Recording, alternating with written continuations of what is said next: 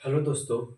आज हम आप लोगों के बीच संख्या और बल दो टॉपिक पढ़ाने वाले हैं और दोनों से रिलेटेड कुछ क्वेश्चन भी करवाएंगे।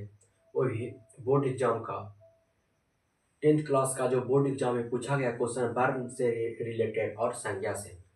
आज हम दोनों टॉपिक के पढ़ाने के साथ साथ यह देखेंगे कि हमें पढ़ाने से आज कितना क्वेश्चन बन पाते हैं बोर्ड एग्जाम में।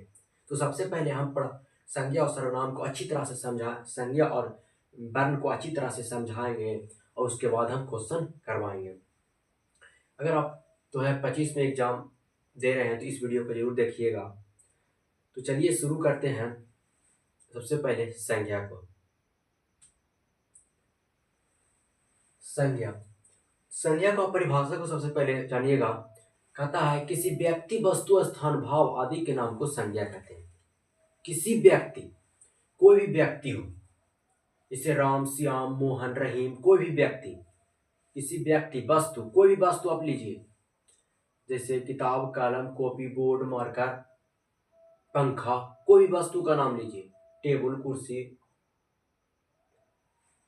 और स्थान में आ जाते हैं जैसे मुंबई, दिल्ली, पटना, नालंदा, घोसी, यानी कोई भी स्थान का नाम लीजिए। भाव में आते हैं मीठा, खट्टा, तीता, ये सब भाव में आते हैं।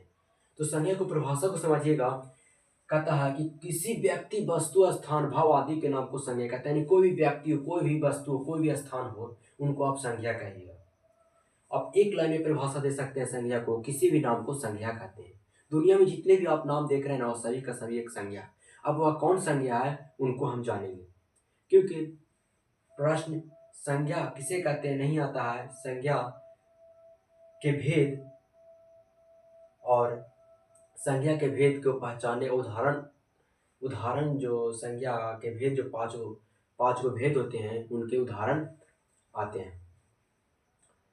तो सबसे पहले संज्ञा को भेद भेद को जानेंगे।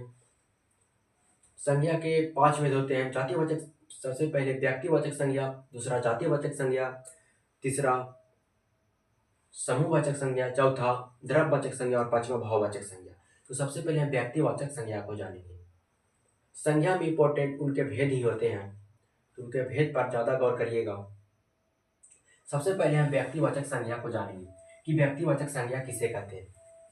तो व्यक्तिवाचक संज्ञा कहता है किसी व्यक्ति, वस्तु, स्थान, कोई भी व्यक्ति हो, कोई भी वस्तु हो, कोई भी स्थान हो, वह खास होना चाहिए।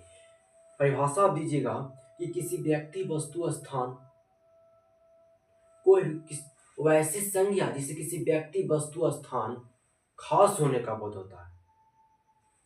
खास, यहाँ पे खास याद रखिएगा, खास यानी वैसी संज्ञा जिसे किसी व्यक्ति, वस्तु, स्थान का खास होने का बोध कराता हो, उसे हम व्यक्तिवाचक संज्ञा कहते हैं। जिस संज्ञा से किसी व्यक्ति, वस्तु, स्थान के खास का बोध हो, उसे हम व्यक्तिवाचक संज्ञा कहते हैं। जैसे व्यक्ति, किसी व्यक्ति, तो कोई व्यक्ति लीजिए, जैसे राम।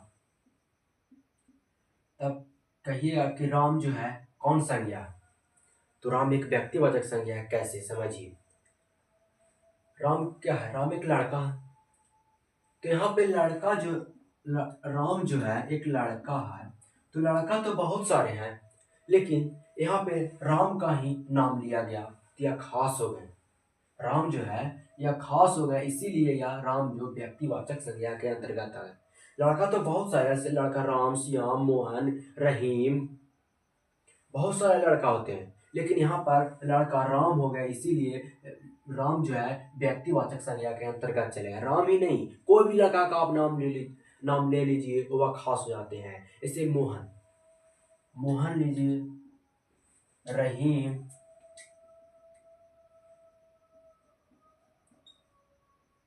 रहीम, कोई भी लड़का का आप नाम लीजिए, वह खास हो जाते हैं, इसीलिए वह व्यक्तिवाचक संज्ञा के अंतर्गत आते हैं। लड़का जो यहाँ है, लड़का नहीं होगी व्यक्तिवाचक संज्ञा, लड़का के नाम हो जाते हैं व्यक्तिवाचक संज्ञा। लड़का जो है जातिवाचक संज्ञा के अंतर्गत चले जाते हैं, लेकिन लड़का का कोई भी नाम ले लीजिए व्यक्तिवाचक संज्ञा हो जाएंगे। क्योंकि यहाँ पे बोला गया है कि किसी व्यक्ति होना चाहिए या वस्तु या स्थान वह खास हो, तो वह व्यक्तिवाचक संज्ञा होते हैं। जैसे स्थान, कोई भी स्थान नाम लीजिए, जैसे भारत, यह देश का नाम हुआ।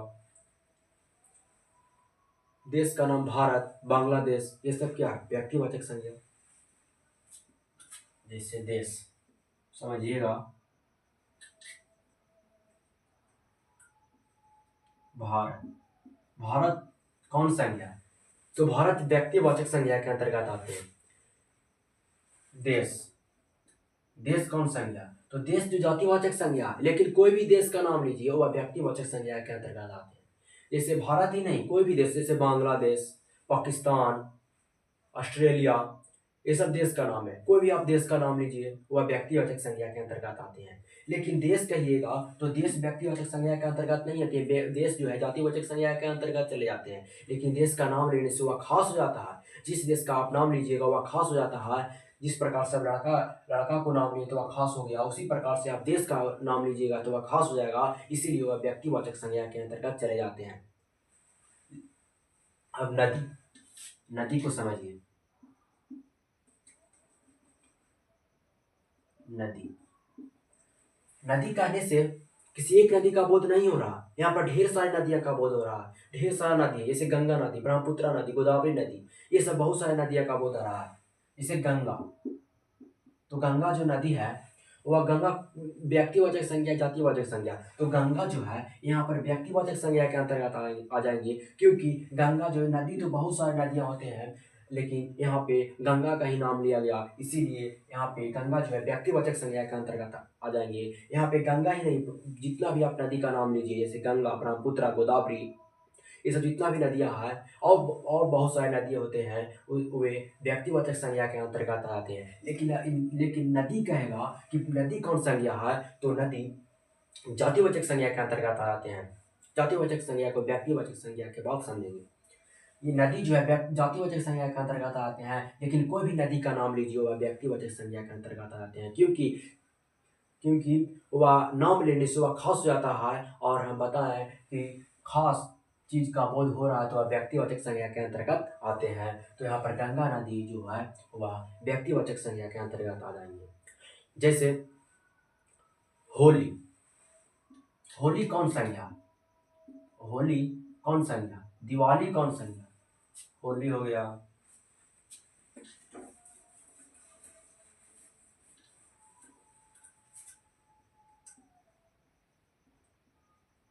दिवाली कौन संज्ञा? तो होली और दिवाली जो है व्यक्तिवाचक संज्ञा, समझिएगा कैसे। जैसे पर या क्या है, पर्व त्योहार है, तो पर्व त्योहार एक नहीं, बहुत सारे पर्व त्योहार हैं।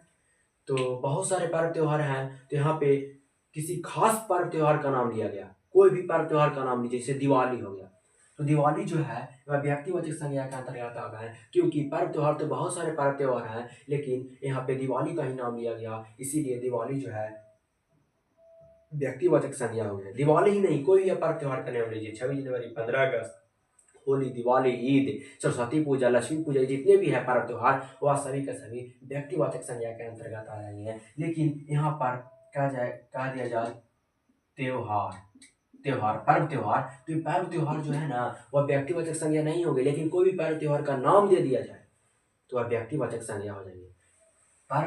पर्व त्योहार वह व्यक्तिवाचक संज्ञा नहीं होंगे, लेकिन पर्व त्योहार का नाम दे दिया जाए, कोई भी पर्व त्योहार का नाम दे दिया जाए तो वह व्यक्तिवाचक संज्ञा के अंतर्गत आते हैं, क्योंकि नाम लेने से वह खास हो जाता है। और हम बताएं कि कोई भी खास चीज होता बोध करवाता है तो वह व्यक्तिवाचक संज्ञा हो जाते हैं, इसीलिए दिवाली भी व्यक्तिवाचक संज्ञा हो जाएगी। जैसे ऐतिहासिक चीजें, जैसे ताजमहल ऐतिहासिक चीजें बना हुआ है, तो ऐतिहासिक चीज बोले तो यहाँ पर जातिवाचक संज्ञा के अंतर्गत आते हैं, जातिवाचक संज्ञा। लेकिन यहाँ पर ऐतिहासिक चीज का नाम ले लिया जाए, कोई भी ऐतिहासिक चीज नाम लेने से हम बताएं कि खास चीज का बोध बोध करवाता है, इसीलिए ऐतिहासिक, जैसे ताजमहल, यहाँ पे ताजमहल पूछे कौन संज्ञा, तो ताजमहल हो जाएगा व्यक्तिवाचक संज्ञा, क्योंकि नाम ले लिया गया। जैसे पहाड़, पहाड़ तो बहुत सारे होते हैं, लेकिन पहाड़ का नाम ले लिया जाए तो यहाँ पर पहाड़ जो है व्यक्तिवाचक संज्ञा हो जाएंगे। जैसे पुस्तक, तो पुस्तक तो जैसे जैसे महाभारत, और महाभारत, महाभारत, महाभारत हो गया, रामायण हो गया, रामायण हो गया, ये सब पुस्तक है। पुस्तक का नाम है रामायण, महाभारत, बाइबिल, ये सब पुस्तक का नाम है। तो ये सब कौन संज्ञा के अंतर्गत आएंगे? तो ये सब जो है व्यक्तिवाचक संज्ञा आएंगी। अगर पुस्तक आता तो पुस्तक जो है जातिवाचक संज्ञा के अंतर्गत चले जाते हैं, लेकिन पुस्तक का नाम दे दिया जाए तो वह व्यक्तिवाचक संज्ञा के अंतर्गत आते हैं, क्योंकि नाम लेने से यह खास हो जाता है। और खास बोध कराने से हम बताए थे कि खास जो भी व्यक्ति हो या वस्तु, स्थान वगैरह खास चीज का बोध करवा रहा है तो वह व्यक्ति है, अन्यथा वह जाति हो।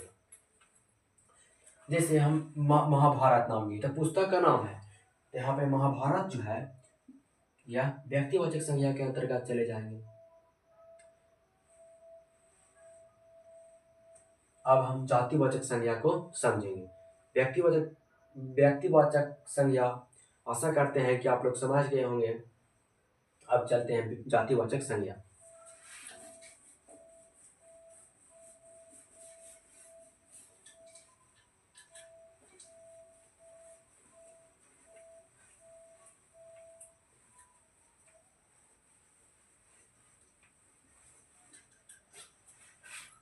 जातिवाचक संज्ञा को परिभाषा को समझिएगा तो और अच्छी तरह से क्लियर हो जाएंगे व्यक्तिवाचक संज्ञा। जातिवाचक संज्ञा को परिभाषा कहता है कि वैसी संज्ञा जिस संपूर्ण जाति का बोध हो उसे हम जातिवाचक संज्ञा कहते हैं। या फिर एक परिभाषा और याद रखिएगा इसको, इनको उदाहरण को समझने के लिए, पकड़ने के लिए, कि वैसी संज्ञा जिसे बहुत सारा का बोध हो उसे हम जातिवाचक संज्ञा कहते हैं। जैसे समझिएगा, लड़का, लड़का कौन संज्ञा है?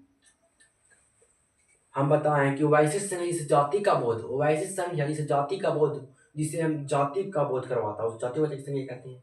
और एक परिभाषा और हम बताएं कि वैसी संज्ञा जिससे बहुत सारा का बोध हो। जैसे लड़का कहने से किसी एक लड़का का बोध हो रहा है, बहुत सारा लड़का का बोध हो रहा है, बहुत सारा लड़का का बोध, बहुत जाति का बोध हो रहा है, तो लड़का जो है जातिवाचक संज्ञा। जैसे लड़का राम भी हो सकता है, लड़का श्याम भी हो सकता है, लड़का मोहन भी हो सकता है, लड़का रहीम भी हो सकता है। तो यहाँ पर लड़का जो है जातिवाचक संज्ञा हो गए। यही लड़का का नाम देता, कोई भी लड़का का नाम रहीम, मोहन, कोई भी लड़का का नाम दिया हुआ रहता तो यहाँ पर व्यक्तिवाचक संज्ञा हो जाते हैं। लेकिन यहाँ पे सिर्फ लड़का कहा तो जातिवाचक संज्ञा हो जाएंगे।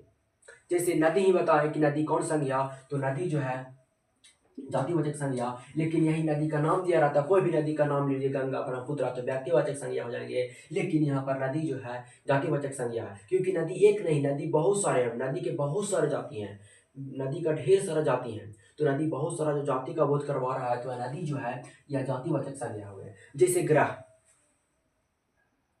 जैसे ग्रह, तो ग्रह कौन संज्ञा, तो ग्रह जो जातिवाचक संज्ञा है, क्योंकि ग्रह में बहुत सारे ग्रह आते हैं, जैसे बृहस्पति, शनि, अरुण, वरुण, पृथ्वी, मंगल, शुक्र, बुध, ये सब ग्रह का नाम हुआ। लेकिन इसी में से कोई एक ग्रह का नाम लेते या फिर सब ग्रह का नाम ले लीजिए, वह व्यक्तिवाचक संज्ञा है। लेकिन सिर्फ लिखा रहा है ग्रह तो वह जातिवाचक संज्ञा है, क्योंकि ग्रह जो है बहुत सारा का बोध करवा रहा है, तो ग्रह जो है ग्रह जो है जातिवाचक संज्ञा हुए। अगर ग्रह का नाम दिया रहता तो व्यक्तिवाचक संज्ञा हो जाते। जैसे पर्व त्योहार, हम बताए थे व्यक्तिवाचक संज्ञा में पर्व त्योहार, तो कोई भी पर्व त्योहार का नाम ले लीजिए वह व्यक्तिवाचक संज्ञा हो जाएंगे। लेकिन सिर्फ कहे पर्व त्योहार,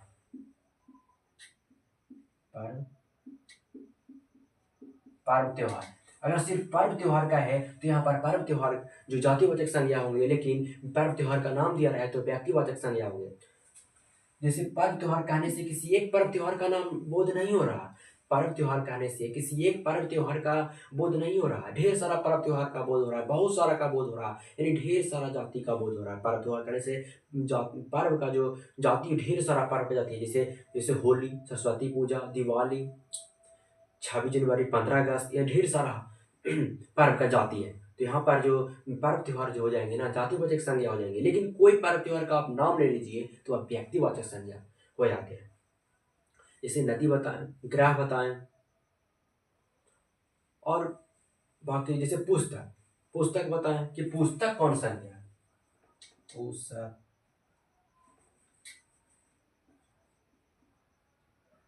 पुस्तक कौन संज्ञा है, पुस्तक जो है ना कौन संज्ञा, पुस्तक जो ढेर सारा पुस्तक है तो पुस्तक जो हो जाएंगे वो जातिवाचक संज्ञा हो जाएंगे। क्योंकि पुस्तक एक नहीं, पुस्तक ढेर सारा जातियां होती है, बहुत सारा पुस्तक है, वो उन्हीं पुस्तक में से कोई एक पुस्तक का आप नाम ले लीजिए, जैसे महाभारत, रामायण, ये सब पुस्तक जो है जो पुस्तक जो है बाइबिल, ये पुस्तक जो है, पुस्तक का आप किसी एक पुस्तक का नाम ले लीजिए, वह व्यक्तिवाचक संज्ञा हो जाएंगे। अगर पुस्तक दिया है तो वह जातिवाचक संज्ञा के अंतर्गत आते हैं।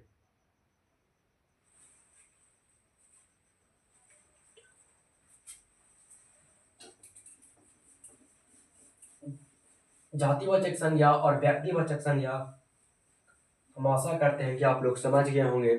अब चलते हैं समूहवाचक संज्ञा पर। तो समूहवाचक संज्ञा को समझिएगा। कहता है परिभाषा, वैसी संज्ञा जिससे समूह अथवा समुदाय का बोध हो उसे समूहवाचक संज्ञा कहते हैं। समूहवाचक संज्ञा वैसी संज्ञा जिसे समूह अथवा समुदाय का बोध हो उसे समूहवाचक संज्ञा कहते हैं। जैसे सभा, सभा में कोई एक आदमी होगा, कोई एक लोग है नहीं, सभा में ढेर सारे लोग होते हैं, इसीलिए समूह अथवा समुदाय का बोध करवा रहा, ढेर सारा लोग का बोध करवा रहा, इसी के कारण सभा जो है क्या समूहवाचक संज्ञा हुई। जैसे भीड़, भीड़ में कोई एक आदमी नहीं होंगे, भीड़ कहने से ढेर सारा आदमी का बोध हो रहा है, इसीलिए भीड़ जो है समूहवाचक संज्ञा हुई। जैसे आम का गुच्छा, तो आम का गुच्छा में ढेर सारा आम होगा, इसीलिए आम जो गुच्छा हो जाएगा वह समूहवाचक संज्ञा हो गए। जैसे अंगूर का गुच्छा, चाबी का गुच्छा, ये सब सेना, क्रोध, भीड़, ये सब क्या, ये समूहवाचक संज्ञा के अंतर्गत आ जाते हैं। समूहवाचक संज्ञा को पहचानना आसान है। मेन जातिवाचक संज्ञा और व्यक्तिवाचक संज्ञा को पहचानिएगा। अब आते हैं चौथा, द्रव्यवाचक संज्ञा। द्रव्यवाचक संज्ञा को समझिएगा कि वह ऐसी संज्ञा जिसे माप या तौला जा सके उसे हम द्रव्यवाचक संज्ञा कहते हैं। जैसे दूध, पानी, ये सब माप तौल कर सकते हैं, उसे हम द्रव्यवाचक संज्ञा कहते हैं। और द्रव्यवाचक संज्ञा को एक परिभाषा और याद रखिएगा उदाहरण को पकड़ने के लिए, क्योंकि अक्सर एग्जाम में उदाहरण ही दिया जाते हैं कि वह कौन संज्ञा है। तो द्रव्यवाचक संज्ञा को परिभाषा याद रखिएगा कि वैसी संज्ञा जिसे माप या तौला जा सके, वैसी संज्ञा जिसे मापा या तौला जा सके लेकिन किंतु गिना नहीं जा सकता। जैसे दूध है, पानी को तो माप तौल कर सकते हैं, पानी को लीटर में 1 लीटर 2 लीटर, लेकिन पानी को आप गिन सकते हैं कि 1 पानी 2 पानी 3 पानी। दूध को आप तो नाप तौल सकते हैं लेकिन दूध को आप गिन नहीं सकते। जैसे घी जो है द्रव्यवाचक संज्ञा के अंतर्गत आते हैं। घी को आप 1 केजी 2 केजी घी माप तौल कर सकते हैं लेकिन घी को आप गिन नहीं सकते, इसीलिए दूध, घी सब जो है द्रव्यवाचक संज्ञा के अंतर्गत चले जाते हैं। 5वां है भाववाचक संज्ञा। भाववाचक संज्ञा को समझिएगा, वैसी संज्ञा जिसे देखा या छुआ, वैसी संज्ञा जिसे देखा या छुआ नहीं जाता, सिर्फ अनुभव किया जाता है। वैसी संज्ञा जिसे देखा या छुआ नहीं जाता, सिर्फ अनुभव किया जाता है। जैसे प्रेम को आप देखे हैं, प्रेम को आप नहीं देख सकते हैं, प्रेम को सिर्फ अनुभव करते हैं। जैसे दया को आप अब नहीं देखे हैं और नहीं छुए हैं, सिर्फ अनुभव करते हैं। तो ये सब जो है भाववाचक संज्ञा के अंतर्गत आते हैं। इससे अच्छाई बुराई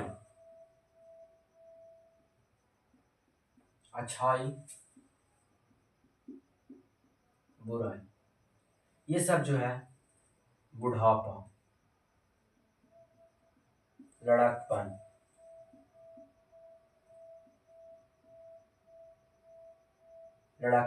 ये सब भाववाचक संज्ञा के अंतर्गत आते हैं। भाववाचक संज्ञा की एक परिभाषा और याद रखिएगा कि वैसी संज्ञा जिससे किसी व्यक्ति में गुण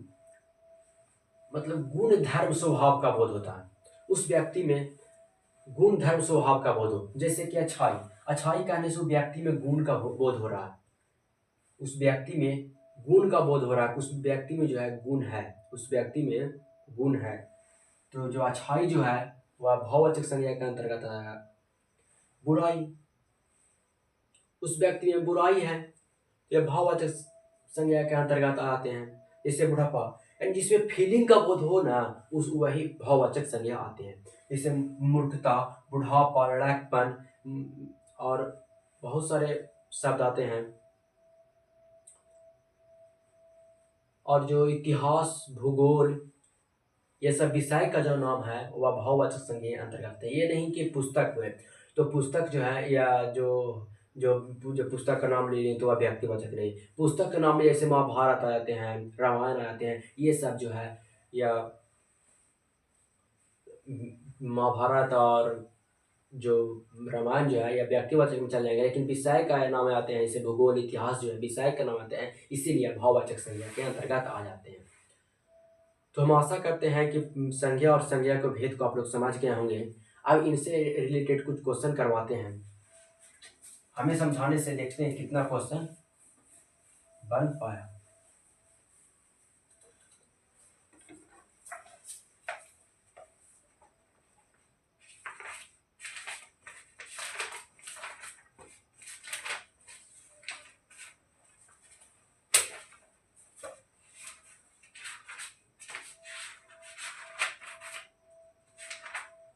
हमारे पास 10th का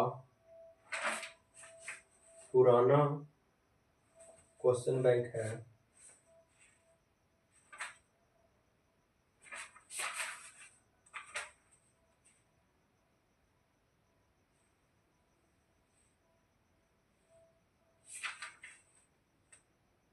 संज्ञा जो पूछा गया क्वेश्चन है, इसे 2021 में पूछा गया था क्वेश्चन कि भीड़ शब्द कौन संज्ञा है। तो भीड़ शब्द कौन संज्ञा है, इसमें जातिवाचक संज्ञा होगी कि व्यक्तिवाचक संज्ञा होगी, द्रव्यवाचक, समूहवाचक। हम बताएं कि भीड़ जो है, जो किसी भीड़ कहने से किसी एक व्यक्ति या वस्तु का बोध नहीं होता है, यहाँ पर ढेर सारा लोग का बोध हो रहा है, इसीलिए भीड़ जो है समूहवाचक संज्ञा हो जाएगी। जैसे दिवाली, दिवाली कहने से, दिवाली क्या है, दिवाली एक पर्व त्योहार का नाम है।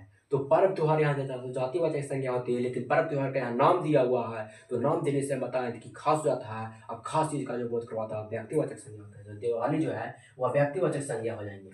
इसे संसार कौन संज्ञा है, तो संसार जो है यहाँ पर व्यक्तिवाचक संज्ञा हो जाएंगे। अब ऐसे पकड़िएगा कि यहाँ पर संसार जो है समूहवाचक संज्ञा के अंतर्गत आएंगे कि जातिवाचक। जैसे जाति में बताया कि जाति जो है ना, जो एक जाति का बोध करवाएगा, और समूह ये किसी खास चीज को नाम लेते हैं तो वह हो जाएंगे, किसी खास चीज का नाम लेने से वह आते हैं व्यक्तिवाचक संज्ञा। और भाववाचक संज्ञा जिससे फीलिंग का बोध होता है उसे भाववाचक संज्ञा हो जाएंगे। तो यहाँ पर जो संसार जो है, या नाम लिया गया संसार खास चीज का, इसीलिए यहाँ पर संसार जो है यहाँ व्यक्तिवाचक संज्ञा हो जाएंगे। इससे रक्षाबंधन जो हम पढ़ाए हैं, समझाया, उन्हीं को हम बता रहे हैं। जैसे रक्षाबंधन कौन संज्ञा है, तो रक्षाबंधन जो है, रक्षाबंधन कौन संज्ञा है, जैसे पर्व त्योहार का है। रक्षाबंधन जो है पर्व त्योहार है, तो पर्व त्योहार है, जातिवाचक संज्ञा है, लेकिन यही पर्व त्योहार का नाम लिया हुआ है रक्षाबंधन। नाम लिया तो जाति हो गया, सॉरी नाम लिया था खास हो गया, खास होने से वह व्यक्तिवाचक संज्ञा के अंतर्गत है। तो रक्षाबंधन क्या हो जाएगी, यहाँ पर दिया हुआ आंसर व्यक्तिवाचक संज्ञा। जैसे दक्षिण, दक्षिण शब्द कौन संज्ञा, तो दक्षिण जो है एक दिशा का नाम है। तो दिशा कहने से, दिशा सिर्फ दिया रहे तो वह हो जाएंगे जातिवाचक संज्ञा, लेकिन दिशा का कोई नाम दे दिया, पूरा पश्चिम, दक्षिण, उत्तर, तो नाम लिया जाए तो वह खास हो जाए, खास होने से वह व्यक्तिवाचक संज्ञा हो जाएंगे। तो यहाँ पर दिशा जो हो जाएंगे, सॉरी दक्षिण जो हो जाएंगे वह व्यक्तिवाचक संज्ञा हो जाएंगे। क्यों हो, क्योंकि दक्षिण जो है वह खास हो गए नाम लेने से। पुस्तक, पुस्तक शब्द कौन संज्ञा है, तो हम बताएं कि पुस्तक तो बहुत सारे पुस्तक हैं। इससे भारत जो हो गया, महाभारत, बहुत सारे पुस्तक हैं। तो कोई पुस्तक अगर नाम ले लेता तो आप व्यक्तिवाचक संज्ञा हो जाते हैं। लेकिन यहाँ पर पुस्तक सिर्फ लिखा हुआ था, यहाँ जाति हो गए, क्योंकि पुस्तक तो बहुत है, पुस्तक ढेर सारा जातियाँ होते हैं। तो यहाँ पर पुस्तक जो है जातिवाचक संज्ञा हो गया। यही अगर यही रहता पुस्तक के कोई नाम, महाभारत यह रहता, तो यहाँ पर महाभारत हो जाता है व्यक्तिवाचक संज्ञा। लेकिन सिर्फ पुस्तक दिया हुआ है, तो पुस्तक तो बहुत सारे होते हैं। और हम बताए थे कि बहुत सारा का बोध, तो जाति का बोध करवा रहा, वह जातिवाचक संज्ञा हो जाता है। तो पुस्तक जो है यहाँ पर जातिवाचक संज्ञा हो जाएगी। जैसे कुर्सी, कुर्सी जो है कौन संज्ञा, तो कुर्सी कौन संज्ञा है, तो देखिए, कुर्सी तो एक कुर्सी को एक कुर्सी का नाम लिया गया है, यहाँ पर कुर्सी व्यक्तिवाचक संज्ञा हो जाएंगे, सॉरी जातिवाचक संज्ञा हो जाएंगे, क्योंकि कुर्सी तो बहुत सारे होते हैं। कुर्सी का कोई एक नाम ले लीजिए, वह हो जाएगा व्यक्ति, लेकिन यहाँ पर कुर्सी जो है जातिवाचक संज्ञा के अंतर्गत आ जाते हैं। अब है, कह रहा है कि अर्थ के विचार से संज्ञा कितने भेद होते हैं। तो संज्ञा को जो 5 भेद पढ़ा है, व्यक्तिवाचक संज्ञा, जातिवाचक संज्ञा, समूहवाचक संज्ञा, द्रव्यवाचक संज्ञा और भाववाचक संज्ञा, वह अर्थ के आधार पर ही संज्ञा को बांटा गया है। तो यहाँ पर 5 हुए। यहाँ पर लिखा हुआ है कौन सा शब्द जातिवाचक संज्ञा नहीं है। पकड़िएगा, जवान, बालक, मनुष्य, सुंदर, कौन सी जो संज्ञा है वह जातिवाचक संज्ञा नहीं है। देखिए, मनुष्य कहने से यहाँ पे व्यक्ति, जाति, सुंदर जो है यहाँ पर जातिवाचक संज्ञा नहीं है। अब यहाँ ऑब्जेक्टिव जो क्वेश्चन होते हैं ना, ऑब्जेक्टिव, उनको देखकर पकड़ सकते हैं। इसे मनुष्य दिया हुआ है, मनुष्य बहुत सारे होते हैं, तो यहाँ पर मनुष्य व्यक्तिवाचक संज्ञा हो जाएंगे। बालक तो बहुत सारे होते हैं, तो बालक भी व्यक्तिवाचक संज्ञा हो जाएंगे। अब रहा जवान और सुंदर में, तो यहाँ पर सुंदर जो है वह जातिवाचक संज्ञा नहीं है, क्योंकि सुंदरता जो हो जाते हैं ना वह भाव में चले जाते हैं, इसीलिए यहाँ पर सुंदर जो है वह जातिवाचक संज्ञा नहीं है। अब अगला क्वेश्चन देखिएगा, दिया हुआ है, यह बोर्ड में परीक्षा में नहीं पूछा गया, भाववाचक संज्ञा नहीं, यह अब खत्म हो गया। जो एग्जाम बोर्ड में जो पूछा गया क्वेश्चन था वह खत्म हो गए, क्योंकि 2013 से लेकर 2018 तक जो क्वेश्चन था वही हमारे पास क्वेश्चन बैंक है, और जो नया क्वेश्चन बैंक है 23 और 24 का वो हमारे पास नहीं है।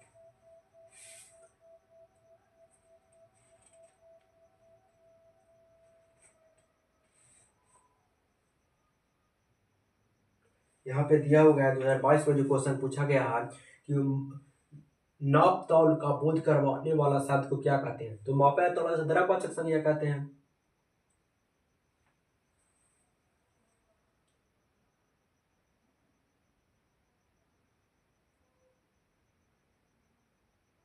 क्वेश्चन देख रहे हैं हम,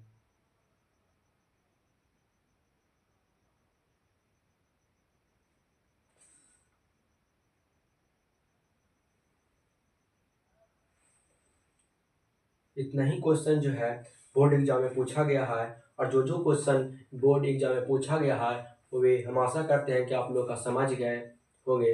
अब हम चलेंगे वर्ण पर, और वर्ण को अच्छी तरह से, ठीक से वर्ण को हम इससे और बेहतर से समझाने की कोशिश करेंगे। संख्या से वर्ण को ठीक से बतावेंगे, और उनसे रिलेटेड कुछ क्वेश्चन को हम करवाएंगे। तो हम वर्ण को पढ़ाते हैं।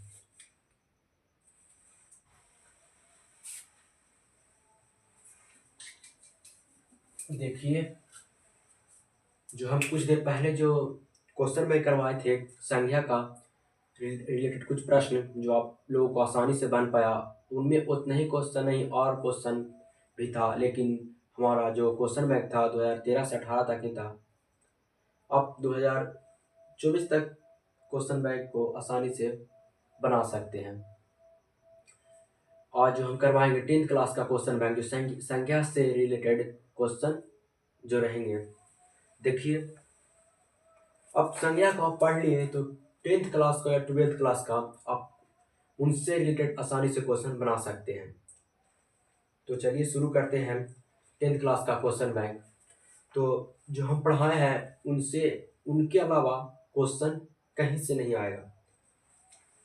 जैसे कि यहाँ पर दिया गया है पहला क्वेश्चन, निम्नलिखित शब्दों में कौन सी संज्ञा भाववाचक संज्ञा है। निम्नलिखित शब्दों में कौन सा शब्द जो है भाववाचक संज्ञा है। तो आप उदाहरण को एग्जाम्पल को समझिएगा। कह रहा है दूध, सभा, ताजमहल, गरीबी। तो आप जब आंसर दीजिएगा तो 4 ऑप्शन आते हैं, चारों ऑप्शन को पढ़िएगा, उसके बाद जो आंसर को छाटिएगा। यहाँ पर दिया है दूध, यहाँ पे भाववाचक संज्ञा को पहचानने का रहा है, तो दूध भाववाचक होंगे, दूध द्रव्यवाचक होते हैं। सभा, सावा क्या होंगे? समूहवाचक। ताजमहल हम बताए थे, ये कोई भी ऐतिहासिक चीज रहे तो आजादी में अगर नाम दिया, ऐतिहासिक चीज का नाम दे दिया जाए तो व्यक्ति में आते हैं। तो ना होगा ए, ना होगा बी, ना होगा सी, ताजमहल ना होगा तो होगा क्या? डी, गरीबी। तो यहाँ पर गरीबी आंसर हो जाएंगे। दूसरा दिया हुआ है कि गंगा पवित्र नदी है, वाक्य में गंगा कौन सी संज्ञा है? तो हम बताए थे कि कोई भी नदी का नाम दिया रहे तो वह व्यक्तिवाचक संज्ञा हो जाती है, लेकिन नदी खाली लिखा रहे, सिर्फ नदी रहे तो वह कौन संज्ञा हो जाती है? जाति। लेकिन कोई भी नदी का नाम दिया रहा है, जैसे गंगा ही दिया हुआ है, कोई भी नदी का नाम ब्रह्मपुत्र, गोदावरी, तो वह कौन संज्ञा हो जाएंगे? व्यक्तिवाचक संज्ञा। लेकिन सिर्फ नदी का है तो वह कौन संज्ञा? क्यों हुआ व्यक्तिवाचक, क्यों हुआ जातिवाचक संज्ञा नदी? क्योंकि इनके बहुत सारा जातियां हैं। तो यहाँ पर दिया हुआ है गंगा कौन संज्ञा है? तो नाम दिया हुआ है नदी का, इसीलिए जो है व्यक्तिवाचक संज्ञा हो जाएंगे। द्रववाचक संज्ञा का उदाहरण है गुच्छा। तो गुच्छा में तो ढेर सारा गुच्छा हो गया, गुच्छा में ढेर सारा पूछ का भी गुच्छा, जैसे कि आम का ही गुच्छा ले लीजिए, तो आम ढेर सारा हो गया तो समूह में चले आए तो गुच्छा हो जाएगा समूहवाचक संज्ञा। तेल, तेल को द्रववाचक संज्ञा हो जाते हैं, क्योंकि मापा तोड़ा जा सकता है। शहर और कक्षा में देखिए द्रववाचक संज्ञा बोला जाए, द्रववाचक संज्ञा हो जाता है, तो द्रववाचक संज्ञा यहाँ भी पकड़ा गया। तेल, तेल क्या है? द्रववाचक संज्ञा। जातिवाचक संज्ञा का उदाहरण नहीं है। बोला गया है कि यहाँ पर ध्यान दीजिएगा, पूरी तरह से क्वेश्चन को पढ़िएगा और पूरी तरह से जो एग्जाम्पल है उनको पढ़िएगा। यहाँ पर बोला गया है कि निम्नलिखित में संज्ञा का भेद है, सॉरी, जातिवाचक संज्ञा का उदाहरण नहीं है। तो यहाँ पे देखिए गंगा, नदी, शहर, विवेकानंद। तो इस गाय तो कोई एक गाय का नाम लिया गया, गाय तो ढेर सारे गाय होते हैं, कोई स्पेशल गाय का नाम दिया रहता, जो उजला वाला गाय है उसको मतलब बुलाया जाए या उनको लाओ। तो यहाँ पे गाय सिर्फ नाम लिया, बहुत सारे गाय हो सकते हैं, तो गाय तो जाते वजह से नदी, नदी बताएं तो कोई एक नदी का तो नाम नहीं लिया गया है, तो नदी भी हो जाएंगे जातिवाचक संज्ञा, क्योंकि बहुत सारी नदी हो जाती हैं। आप कोई नदी का नाम ले लेते हैं तो व्यक्ति हो जाते हैं, लेकिन यहाँ पे नदी भी जातिवाचक संज्ञा हो जाएंगे। जैसे शहर, तो कोई एक शहर का आप नाम ले, जैसे पटना शहर, कोई भी एक शहर का नाम ले लेते हैं तो व्यक्तिवाचक संज्ञा हो जाते हैं, लेकिन यहाँ पर सिर्फ शहर दिया हुआ है तो यहाँ पर जाति हो जाएंगी। लेकिन अब है विवेकानंद, विवेकानंद एक आदमी का नाम है, एक मनुष्य का नाम है, तो यहाँ पर विवेकानंद खास नाम हो गया, तो यहाँ पर विवेकानंद हो जाएंगे व्यक्तिवाचक संज्ञा। यहाँ पे बोला गया जातिवाचक संज्ञा का उदाहरण कौन नहीं है? तो विवेकानंद नहीं है, यानी डी ऑप्शन। निम्नलिखित में संज्ञा का भेद है, तो देखिए पुरुषवाचक, संबंधवाचक, निजवाचक, ये सब सर्वनाम के भेद आते हैं। तो व्यक्तिवाचक पढ़ाए थे, जातिवाचक, व्यक्तिवाचक, भाववाचक, इसमें देखेंगे कि संज्ञा के 5 भेद होते हैं, उनमें देखेंगे कि जो संज्ञा का 5 भेद है उनमें कौन है इनमें, तो व्यक्तिवाचक है, तो व्यक्तिवाचक कैंसर हो जाएंगे। ऐसे बोला गया बुढ़ापे में इंसान बिल्कुल बच्चा बन जाता है, इन वाक्य में बुढ़ापा कौन सी संज्ञा? तो बताए थे कि बुढ़ापा हो, लड़कपन हो, ये सब कौन संज्ञा होता है? तो भाववाचक संज्ञा। तो बुढ़ापा कौन संज्ञा हो जाएगा? तो भाववाचक संज्ञा होते हैं। तो आजकल भारतीय पहनावे बदल गए हैं, इन वाक्यों में पहनावे कौन संज्ञा है? तो यहाँ पर देखें भाववाचक संज्ञा हो जाएंगे। देखिए जातिवाचक संज्ञा पकड़िएगा, व्यक्तिवाचक संज्ञा पकड़िएगा, और द्रव्यवाचक और समूहवाचक पकड़िएगा। देखिएगा इनमें से चारों में से कोई नहीं है तो वह होगा भाववाचक संज्ञा। जैसे बुढ़ापा, मित्रता, इसमें ता, अधिकतर में भाववाचक संज्ञा में ता ही लगा रहता है। जैसे ना होगा द्रव्य, ना होगा व्यक्ति, ना होगा जाति, तब उसमें अधिकतर में ता। जैसे बुढ़ापा हो गया, लड़कपन हो गया, मित्रता हो गया, सफलता हो गया, ये सब। इससे आगे पूछा गया है कि निर्धनता में पर दया करो, भाववाचक संज्ञा चुनिए, तो निर्धनता है ना। सफलता का भाववाचक संज्ञा है सफलता। यहाँ पे दिया गया है कि आजकल भारतीय, ये तो बता दिए। यहाँ पे दिया गया है दक्षिण शब्द में संज्ञा है, तो दक्षिण वाला दिशा का नाम है, तो दिशा अगर कहता, हम बताए थे कि अगर दिशा कहता तो दिशा क्या है? जातिवाचक संज्ञा, क्योंकि ढेर सारे दिशा होते हैं, पूर्व, पश्चिम, दक्षिण, उत्तर, ये सब दिशा का नाम हुए। लेकिन यहाँ पर दिशा का नाम निश्चित कर दिया गया है दक्षिण, तो यह हो जाएगा व्यक्तिवाचक संज्ञा। करा केजरीवाल को सफलता मिली, इनमें सफलता कौन संज्ञा? तो सफलता भाववाचक संज्ञा। और जो बहुत सारे संज्ञा पहचानने का तरीका जो पूछा गया क्वेश्चन नहीं है, इतना ही नहीं, बहुत सारा क्वेश्चन है पूछा हुआ 2023-24 का, वो भी हमारे पास नहीं है। 2018 से लेकर 2013 से लेकर 2018 तक ही हमारे पास क्वेश्चन बैंक है। अगर आप ये बना लिए तो 2023 से 2024 आसानी से बना लेंगे। तो आप लोग बता सकते हैं कि जो हम पढ़ाए उनमें से कौन सा ऐसा क्वेश्चन जो था आप लोग का समझ में नहीं आया, या कोई भी अगर संज्ञा जातिवाचक संज्ञा हो, व्यक्तिवाचक संज्ञा हो, भाववाचक संज्ञा, कोई भी आप संज्ञा या फिर क्लास 10th में या 12th में है, उनको ऑब्जेक्टिव बनाते समय दिक्कत हुआ तो आप हमें कमेंट बॉक्स में बता सकते हैं। हम उनको और अगली वीडियो में अच्छी से अच्छी तरह से समझाने की कोशिश करेंगे। तो चलिए अब आज तक यहीं तक रहने देते हैं।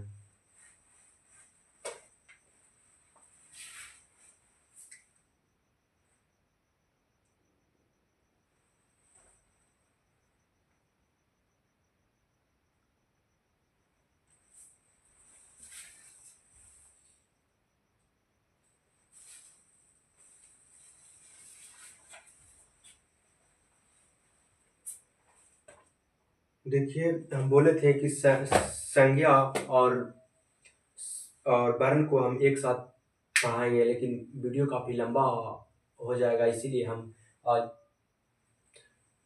सिर्फ संख्या को ही रहने देते हैं और अगले वीडियो में वर्ण को हम पढ़ावेंगे।